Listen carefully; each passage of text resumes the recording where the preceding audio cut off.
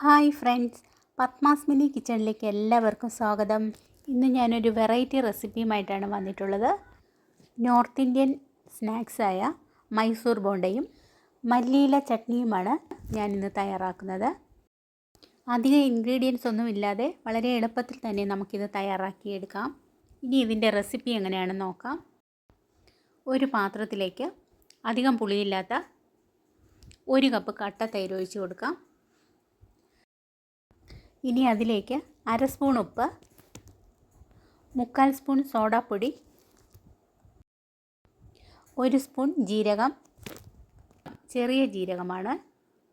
ഇനി 2 table spoon എണ്ണ കൂടി ചേർത്ത് നന്നായി ഇളക്കി യോജിപ്പിക്കാം.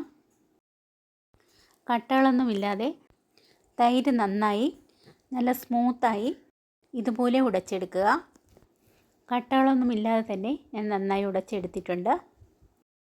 ഇനി ഇതിലേക്ക് 1 കപ്പ് ഗോതമ്പ് മാവും 1 കപ്പ് മൈദ മാവും ചേർക്കുന്നുണ്ട്. ഗോതമ്പ് മാവ് ചേർക്കാതെ 2 കപ്പ് മൈദ ചേർത്തും ഉണ്ടാക്കിയെടുക്കാം. ഇനി നന്നായി കൈകൊണ്ട് ഇതുപോലെ മിക്സ് ചെയ്തെടുക്കുക. ഈ സമയം എൻ്റെ ചാനൽ ആദ്യമായിട്ടാണ് നിങ്ങൾ കാണുന്നതെങ്കിൽ ഒന്ന് സബ്സ്ക്രൈബ് ചെയ്യാൻ മറക്കരുത്.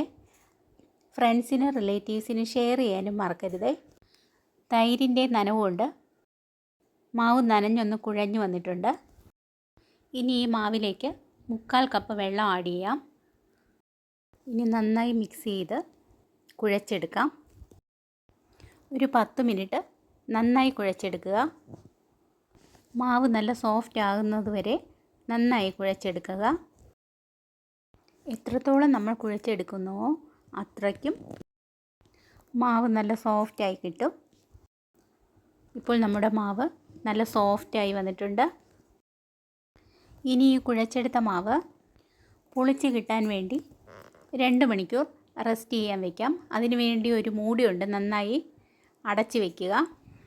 2 മണിക്കൂർ കഴിയുമ്പോൾ നമുക്ക് തുറന്ന് നോക്കാം. ഇപ്പോൾ മാവ് പുളിച്ച് കുറച്ച് പൊങ്ങിയിട്ടുണ്ട്.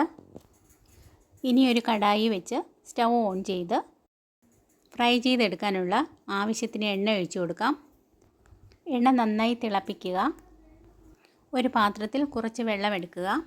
കൈ നന്നായി ഒന്ന് നനച്ചതിന് ശേഷം കുഴച്ചെടുത്ത ഈ മാവിൻ്റെ ഒരു സൈഡിൽ നിന്നും കുറച്ച് മാവെടുത്ത് നന്നായി തിളച്ച എണ്ണയിലേക്ക് കുറേശ്ശെയായി ഇട്ട് കൊടുക്കാം. മാവ് നന്നായി തിളച്ച എണ്ണയിലേക്ക് ഇട്ടതിന് ശേഷം ലോ ഫ്ലെയിം ആക്കുക. ലോ ഫ്ലെയിമിലാണ് നമ്മുടെ ബോണ്ട ഫ്രൈ ചെയ്തെടുക്കേണ്ടത്. അല്ലെങ്കിൽ പുറം പെട്ടെന്ന് കരിഞ്ഞു പോവുകയും അകം വേകാതിരിക്കുകയും ചെയ്യും. അതുകൊണ്ട് എപ്പോഴും ഫ്രൈ ചെയ്തെടുക്കുമ്പോൾ ലോ ഫ്ലെയിമിലിട്ട് വേണം ഫ്രൈ ചെയ്യേണ്ടത്. മാവ് ഇട്ട് കൊടുത്ത ഉടനെ തന്നെ ഇളക്കരുത്, പൊട്ടിപ്പോകാൻ സാധ്യതയുണ്ട്. 1 മിനിറ്റ് കഴിഞ്ഞതിന് ശേഷം ഒന്ന് ഇളക്കി മറിച്ചിട്ട് കൊടുക്കാം. ഇപ്പോൾ നമ്മുടെ ബോണ്ട നല്ല പൊള്ളി വീർത്ത് വന്നിട്ടുണ്ട്. 2 സൈഡും നന്നായി ഫ്രൈ ആയി ഒരു ലൈറ്റ് ഗോൾഡൻ ബ്രൗൺ ആവുമ്പോൾ നമുക്ക് എണ്ണയിൽ നിന്നും കോരി ഒരു പാത്രത്തിലേക്ക് മാറ്റാം. നമ്മൾ ആദ്യം ഇട്ട് കൊടുത്ത ബോണ്ടകളെല്ലാം റെഡി ആയിട്ടുണ്ട്. അടുത്തത് ഇതുപോലെ തന്നെ കുറേശ്ശെയായി മാവെടുത്ത് ഇതുപോലെ ഇട്ട് കൊടുക്കാം. 2 സൈഡും ഇതുപോലെ ഫ്രൈ ആവുമ്പോൾ ലൈറ്റ് ഗോൾഡൻ ബ്രൗൺ ആകുന്ന സമയം നമുക്ക് എണ്ണയിൽ നിന്നും കോരി മാറ്റാം. ബാക്കിയുള്ള മാവും ഇതുപോലെ തന്നെ ഫ്രൈ ചെയ്തെടുക്കാം. അധികം ഇൻഗ്രീഡിയൻസ് ഒന്നും ചേർക്കാതെ വളരെ എളുപ്പത്തിൽ ഈസിയായി തന്നെ നമുക്ക് ബോണ്ടകൾ തയ്യാറാക്കിയെടുക്കാം. നമ്മുടെ സ്പെഷ്യൽ മൈസൂർ ബോണ്ടകളെല്ലാം റെഡി ആയിട്ടുണ്ട്. പുറം നല്ല മൊരിഞ്ഞും മുരുമരാന്നും അകം വളരെ സോഫ്റ്റായിട്ടും ഉള്ള ബോണ്ടകളായിട്ടാണ് കിട്ടിയത്. ഈ മൈസൂർ ബോണ്ട ഇഷ്ടപ്പെടാത്ത ആരുമില്ല. നിങ്ങൾ ഇതുപോലെ തന്നെ ഉണ്ടാക്കി നോക്കണേ. ഫീഡ്ബാക്ക് അറിയിക്കാനും മറക്കരുതേ. ഈ മൈസൂർ ബോണ്ടയോടൊപ്പം കഴിക്കാൻ വേണ്ടി ഞാനൊരു ചട്നിയും കൂടെ തയ്യാറാക്കുന്നുണ്ട്. ചട്നി തയ്യാറാക്കുന്നത് എങ്ങനെയെന്ന് നോക്കാം. ഒരു ജാറിലേക്ക് 1 മുറി തേങ്ങ ചിരകിയത് ഇട്ട് കൊടുക്കാം. ഇനി അതിലേക്ക് 2 എരിവുള്ള പച്ചമുളക്, കുറച്ച് മല്ലിയില, ആവശ്യത്തിന് ഉപ്പ്, 4 വെളുത്തുള്ളി അല്ലി, 1 സ്പൂൺ വെള്ളവും ചേർത്ത് ഇതുപോലെ അരച്ചെടുക്കാം. ഫൈനായിട്ട് അരയ്ക്കേണ്ട ആവശ്യമില്ല, ഇതുപോലെ തരിതരിയായിട്ട് അരച്ചെടുത്താൽ മതിയാവും. ഇനി ഒരു ചെറിയ പാൻ അടുപ്പത്ത് വയ്ക്കാം. അതിലേക്ക് 1 ടേബിൾ സ്പൂൺ വെളിച്ചെണ്ണ ഒഴിച്ചു കൊടുക്കുക. കുറച്ച് ഉഴുന്ന് പരിപ്പും കുറച്ച് കടുകും ഇട്ട് കൊടുക്കാം. കടുക് പൊട്ടി ഉഴുന്ന് പരിപ്പ് നന്നായി മൂത്ത് വന്നിട്ടുണ്ട്. ഇനി അതിലേക്ക് കുറച്ച് കറിവേപ്പില കൂടി ആഡ് ചെയ്യാം. ഇനി സ്റ്റൗ ഓഫ് ചെയ്തതിന് ശേഷം നമ്മുടെ ചട്നിയിലേക്ക് ഒഴിച്ചു കൊടുക്കാം.